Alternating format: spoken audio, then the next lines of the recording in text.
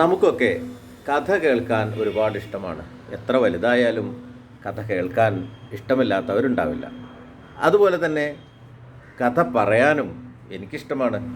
ഞാൻ ഏത് സ്കൂളിൽ ചെന്നാലും കുട്ടികൾ എന്നോട് കഥ പറഞ്ഞു തരാൻ പറയാറുണ്ട്.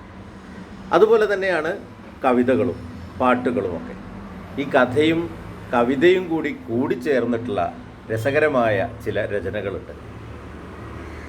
ചെറുപുള്ളിച്ചിറകുള്ള ചെങ്ങാലിപ്രാവേ തല തല്ലിക്കരയുന്നതെന്തുകൊണ്ട്, നിന്റെ തല തല്ലിക്കരയുന്നതെന്തുകൊണ്ട്?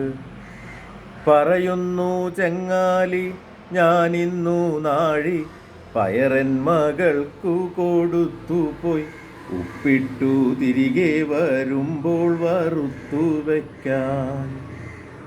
തിരികെ വരും നേരമെന്തു ചൊല്ലേണ്ടു, ഉരിയെ പയറുള്ളു ചട്ടിയിലൊട്ടാകെ, ഉരിയെ പയർ മണി കണ്ടതുള്ളൂ.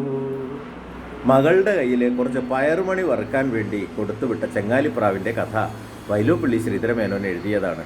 നമ്മളൊക്കെ ചെറുപ്പകാലത്ത് ഏതോ ക്ലാസ്സിൽ അത് പഠിച്ചിട്ടുമുണ്ട്. പയറ് വറുത്തു കഴിഞ്ഞാൽ അളവ് കുറയുമെന്ന തത്വം സന്ദേശം നമുക്ക് തരുന്നത് കൂടിയാണ് ആ കവിത.